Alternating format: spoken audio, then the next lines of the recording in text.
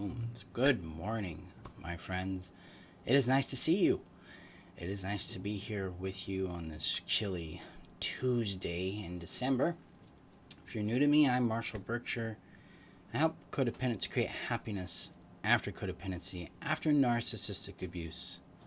And I help them do that in three specific phases. 1, healing the trauma bond. 2, discovering who they are. And 3, creating happy relationships in the world. So if that resonates with you, welcome, because you're going to learn what, and you're going to learn how. I use this thing called the knowledge plus practice approach in my teaching. So I teach you a what, and then I teach you a how, and you go out and we see what you create with it. So before we get started today, I'm going to share this out to the community. The community is your safe haven here on the internet, especially if you are a survivor of narcissistic abuse. Because that is my focus, that's my expertise, is codependency that is a product or a result of that type of abuse. Now, if you don't know what that is, cool, you're still you can always join. Anybody that's struggling with codependency is welcome to join the Thriving Beyond Codependency community. Just be aware that the approach I take to codependency is through the angle of narcissistic abuse, and not really from either negligent parenting or what could also be called childhood emotional neglect, and then avoidant attachment relationships. So they have different causations and things like that we don't necessarily get into, but how we get out of them is largely the same. So you will grow there as well. Okay, so we have that shared out. It's just lovely to be here with y'all. All right. So today we're going to talk about identity. We're going to talk about reclaiming ourselves, because the launch for the relationship strategy is complete. We have 22 people that have joined, and we're running with it. We're discovering how to create relationships that actually work for us, and eliminate, set up relationships in a way that eliminate all the drama down the road, so that you have like healthy conflict, healthy communication, stable and secure bonding and attachment, effective play, intimacy, companionship, and support.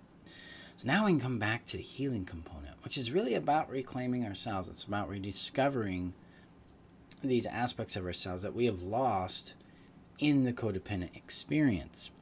Because fundamentally, codependency is about voiding ourselves in order to become who we think that person wants us to be, so that we will get their love. That we'll be loved by them, we'll be respected, we'll be safe, we'll feel valuable, we'll feel worthy, things like that. Exiting codependency is really about reclaiming ourselves from that. And today we're going to be talking about reclaiming our identity. So identity is something, a lot of people have different points of view on it. I've read where some people suggest that identity is a product of your past experiences. I've read that identity is something that is both, it's organic and within you. Our identity is something we don't get to choose, things like that. My approach to identity is just discovery. So my past has definitely influenced the way I perceive myself and the way I perceive other people see me. Okay? So there's definitely an influence from the nurture element at play. I also believe that identity is partly nature. It's kind of a result of the makeup that I be as a person. But I don't know who I be. I only know who I have been and who I currently am being. So I like to take the approach with discovery. And discovery means I'm just going to find out what I am, who I am today, or who do I want to be, or who would I be with this thing or without that thing. That kind of question exploration, so that I can understand me. Because in my perfectionistic days, it was always a know-it-all approach to stuff. Well, I already know who I am, blah. So when I know myself, I've put myself into a box that says this is Marshall and this is what Marshall is. That's terrifying. It terrified me, because then what happens when I discover I'm not in my own box? What do I do? Do I cut that part of me off? Is that wrong or right? What's going on? I suddenly I lose contact with who I'm supposed to be, because the box says this. The definition is to be that thing. Nah. Blah. So the way I got out of this is by asking questions. I was inspired by a system called Access Consciousness because they're really built on that. And I was just like, wow, questions. I'm going to try this out. So I went into it. I'm like, well, who do I want to be in this situation? Or who do I want to be in this type of scenario? Who do I want to be with myself? Who do I want to be as a father, as a partner, as a businessman, as a coach, as a me? And this isn't something I find an answer to and just stick with the answer. It's more like an organic thing I'm doing now. So it's like, today, December 8th, who do I want to be? So it's an inward attentiveness to what's arising within me. So in codependency, especially from narcissistic abuse, we develop something called external orientation. That means that my identity, my perspective is enmeshed with theirs. In other words, the way they see me is the way I am. What a trap that is, right? So if the person, let's say person A says, oh, Marshall's just a mean person, then, and I'm enmeshing myself with their perspective, then I see myself as a mean person. But then person B sees, oh, Marshall, you're just a wonderful person. Then person B says that. Which one's true? I'll probably default to the negative one because of my own internalized shame, guilt, fear towards myself. So in my healing, I worked really hard and ended this. And the really hard work that I did was actually returning back to my body. It was going, well, what do I think? What do I feel about this thing? Who am I here? What's my perspective? This is daring work because just yesterday there were things that I experienced came up in my world where I didn't like what showed up in my world. I didn't like what showed up in me. And yet I still had to lean into and go, who do I want to be in this? What am I discovering about myself in this? What does this reveal to me? It revealed a very scared child in me, a child that's very scared about making mistakes and harming people. So he locks up and he gets rigid. That's something to discover there. Because now I'm not in my little box about who Marshall should be. I'm more like, well, here I am. And I can respond to me organically in a live, connected state. This is getting into reclaiming our identity, because our identity is fluid. It's something that grows and evolves. And evolves based on our experiences, on our choices, our actions, our discoveries. So you're not a static you. You're a being that's flowering. You go through a blooming phase, and then that falls off, and you go into a solitude, into a winter, and then the spring comes and you emerge into a different thing.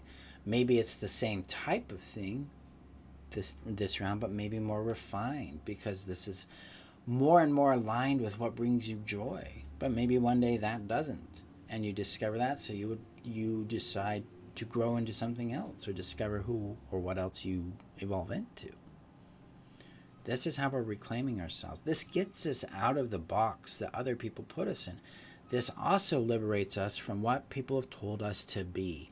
Because at least in my experience growing up, I was told who I was. You're this, Marshall. You're that. You're a miracle. You're a prince. I mean, these are words that were used. And these confined me to things that I am not. Like, what does it mean to be a miracle? Well, wow, that's some weight. So how should I behave in this? Will I lose my miracle status? The labels we place upon people, upon ourselves, limit us in accessing who they are and creating genuine connection to who they are, rather than what we label them to. to be. Well, we get into identity and like attachment. Secure attachment. Attachment is the idea that we have an emotional bond with another human being.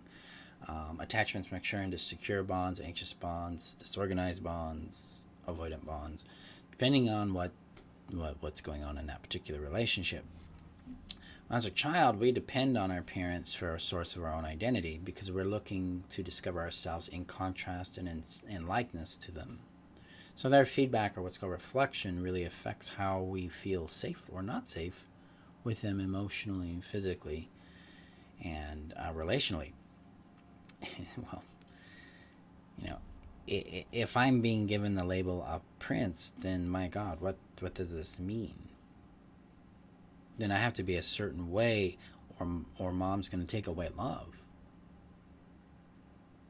That's how a child's brain that's how mine equated it, and many children's brains do that, because they don't understand innate love. They don't understand being valued for who you are. They live in a partially transactional experience because they're learning, and it's up to the parent to create a stable, safe haven and safe base or secure base where they feel loved for who they are. And the way that happens is that we don't label people that way. We couch them in the experience of like look who you're becoming. I'm proud of who you're becoming. I see these things in you. And we're also very, very clear about the things that might show up in a child that may need to be confronted. Like, wow, you got some entitlement there, kiddo. Let's talk about that. Because the entitlement doesn't define them. It's just a behavior that comes from mindset. So this also comes back to how we regard ourselves. Are we still running these old labels as a definition of who we are? Whether it's you're the most beautiful thing in the world or you're the most awful thing in the world. Because these are roles that someone imposed upon us that we internalized or integrated in a way that shows up as identity. Oh, this is supposed to be what I do. This is who I am. We have the power now to make a choice. We can disagree with it, and then we can start to discover, well, who am I if I'm not this thing? Who am I? The way I did it, because the label I was given frequently was miracle, because my mother struggled to have children, and I was the first one, and that was a big deal for her. So the context makes sense. But if it also, the labels they come with a load of definitions, and they might cut us off. So the way I stepped out of being a miracle and being a good boy, which is another term I got all the time, you're such a good boy, as I started to find out, do I agree with this? Does this matter to me? Does this add to my well-being, to my happiness? Who am I beyond being a good boy? And it became not even a bad boy. It really became, well, I'm a person that enjoys and favors being in my own sense of power. And if that power, that choice or action I take in my world disappoints them, then I will have to live with that. That's a consequence that comes with it. I can empathize with the impact and still allow them to wrestle with getting used to my choice. Because if I'm in my power, that's what I have to do with other people in their power, right? This is just the physics of life and relating there. So I began to define me. I began to discover me, because that was my first choice. Who am I outside this idea of being a miracle? So I can be a miracle to my mother, and I am more. So I don't have to conform to what I think that label has expectations of, because I am imposing some of my own assumptions on there. And I'm inferring assumptions based on how she had responded to me when she was alive. So there, as you can see, it can be complex. It can take time to unravel the labels and roles we've been given by people in authority over us that we have love and attachment to. That's the first big step in coming into contact with our own sense of power and our own sense of identity. The other thing with identity is keep it in the discovery phase. Right? So 5 years ago, last October, 5 years ago, I started doing these videos on YouTube. I had no clue what I was doing. And I was petrified. I'm like, nobody's going to watch my stuff. I'm terrible at this. Blah, blah, blah, blah, blah. And now, here we are on Facebook, YouTube, Instagram. Yeah, and if you're on YouTube, hit that subscribe button.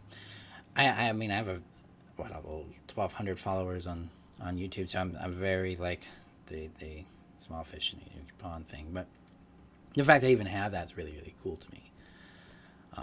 I never imagined that I'd have the impact I've been able to have on people's lives.